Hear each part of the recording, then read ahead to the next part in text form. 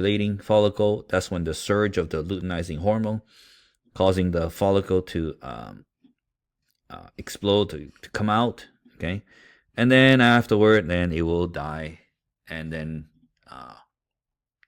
start again later. Okay.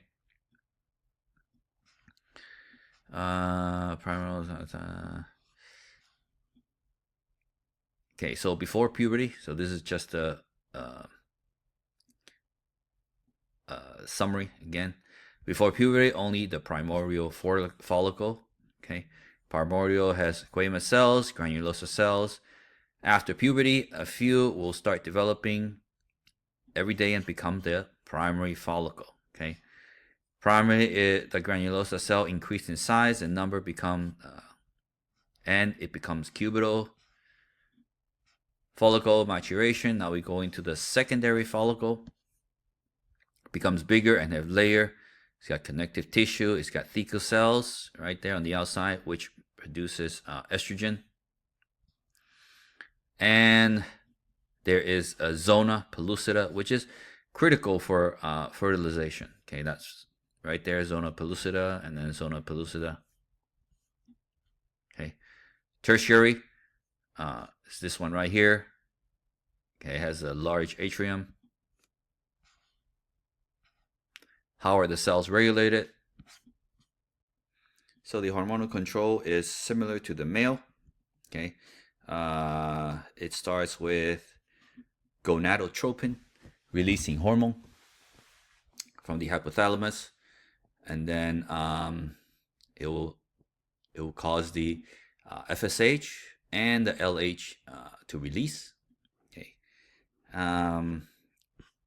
let's see.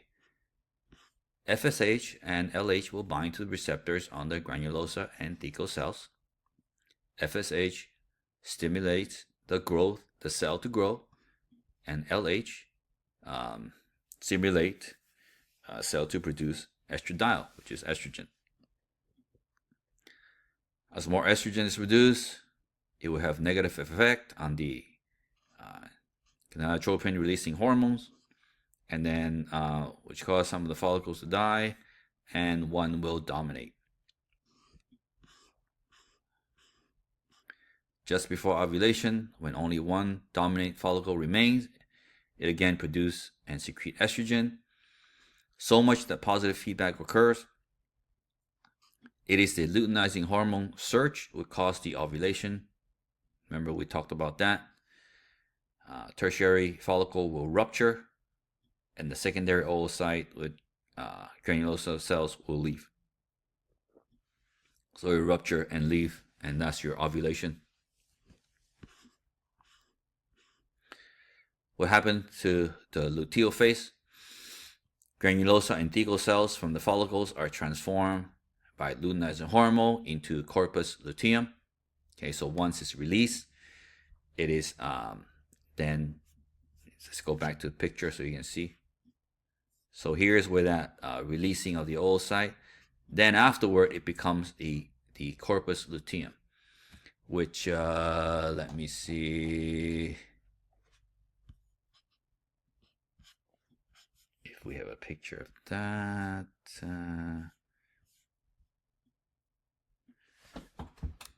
Okay, here it is, the corpus luteum. Okay, then afterward it will die and it becomes the corpus albicans. Albican is like when it's dead. Okay, so here are different stages. Primordial, and cut open, primordial, primary, and then this looks like it's either a tertiary or a secondary. Okay, and then we have here's the oocyte being released. So the corpus luteum, you can see that is yellow. Luteum is yellow, it means yellow, and albican means white. Okay. Let's see where are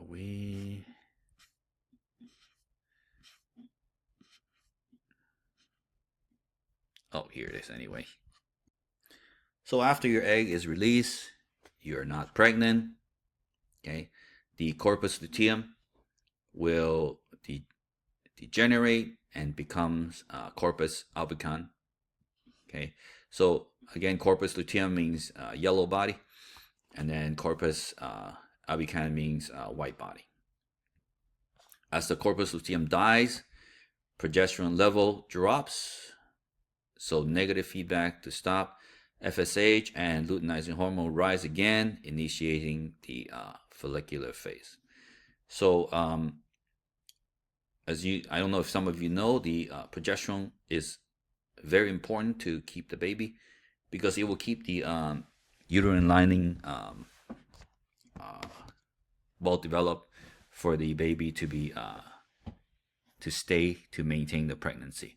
So, if your body thinks that you're not pregnant, then the progesterone level will drop, and then all those will drop, and then you will have a miscarriage.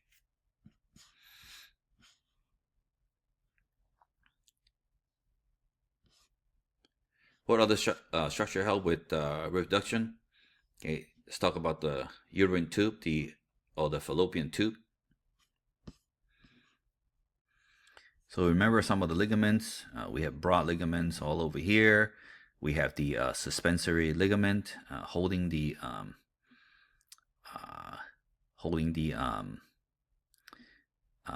ovary, and then we have the ovarian ligament here. Okay, and then let's see. So here, this part right before the uterus is called the isthmus. Okay, and this part right here is the ampulla.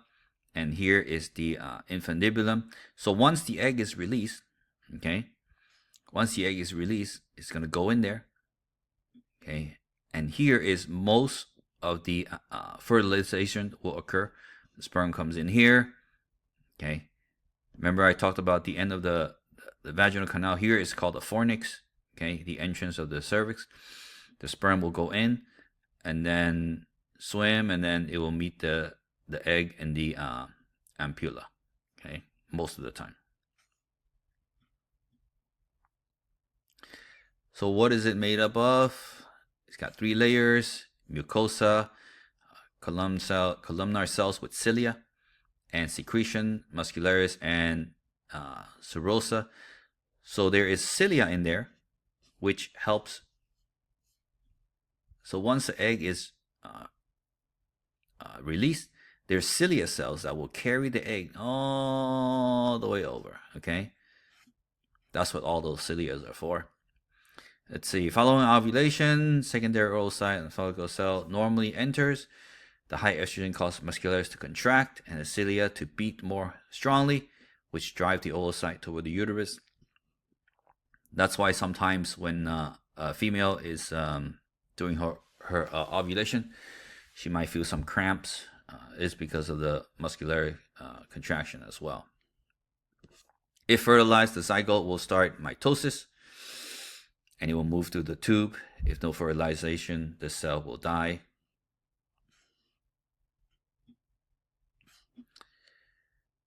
So the uterus got 3 regions: the fundus, body, and cervix.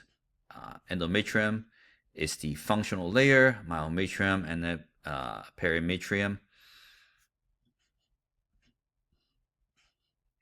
Let's start with the endometrium. So in the endometrium, there are 2 layers: the stratum basale and the stratum functionalis. The stratum basale is next to the myometrium and is not shed. So the myometrium, of course, is the muscular layer, helps with contraction. So the basale is next to the myometrium and it's not shed. So when you have your period, the